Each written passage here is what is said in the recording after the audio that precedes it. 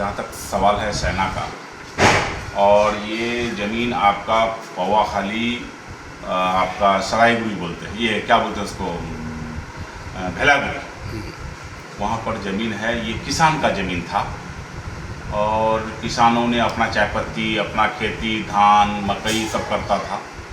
लेकिन देखिए जैसी सेना का चिन्हित होता है और एक माननीय जाके खरीद लेता है ताकि उसमें हमको 4 गुना पैसा मिले। यानी एक तो किसान का ज़मीन ले लिया, खेती का ज़मीन है, मट्टी के दाम में ले लिया, मट्टी का दाम में। उसके बाद अब सेना का जब हो रहा है तो उसमें 4 गुना जो पैसा मिलता वो किसान को फ़ायदा मिलता। लेकिन एक माननीय जा करके खरीद लेता है क्योंकि वो पार्लियामेंट में बैठता है। पार्लियामेंट में जो बैठता है उसको जानकारी था कि कहाँ पर सेना का चिन्हित किया जा रहा है। तो सवाल ये है कि एक तो मेरा किसान का ज़मीन जा रहा है और दूसरा आप कहाँ के हैं नहीं हैं भाई, आप हमारा किशनगंज को चरागाह समझे हैं आप लोग, जो हमारा किसान का ज़मीन को ले लेते हैं और 4 गुना ज़मीन दाम पर आप सेना को दे दीजिएगा या फिर सेना केंद्र जो बनेगा उसमें दे दीजिएगा 4 गुना पैसा। आप तो बेनिफिट लेके चले गए, लेकिन मेरा किसान का ज़मीन ख़त्म हो गया। आज किसान का ज़मीन रहता भेलागुड़ी में तो हम लोग लड़ाई लड़ते कि हम किसान का ज़मीन केंद्र इसको बल को नहीं देंगे, दूसरे जगह देंगे।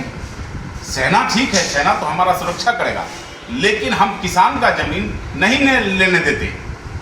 जिस तरह से नटवापरा में हम लोग अभी लड़ाई चल रहा है, नटवापरा में हम लोग बनने नहीं देंगे, वो किसान का ज़मीन है। लेकिन अब जो वहाँ भेलागुड़ी में एक माननीय ले लिया, अब तो उसका लड़ाई भी नहीं लड़ सकते हैं क्योंकि वो माननीय है। वो तो चाह ही रहा था कि सेना का यहाँ चिन्हित किया गया है बने ताकि हमको 4 गुना ज़मीन का दाम मिले। इस तरह क्या आदमी पर जांच होना चाहिए, पैसा कहाँ से आया और आप क्यों लिए, और ऐसे लोगों पर जांच होना चाहिए। और मैं तो यही कहूँगा बिहार सरकार से जांच करके इस पर कार्रवाई होना चाहिए। ये ठगी किसान के साथ ठग हुआ है, ठगी के शिकार हुआ है। किसान को सिर्फ ठगा नहीं है, किसान को भ्रमित रख करके वो कहा कि हम ये बनाएंगे, कॉलेज बनाएंगे, स्टेडियम बनाएंगे।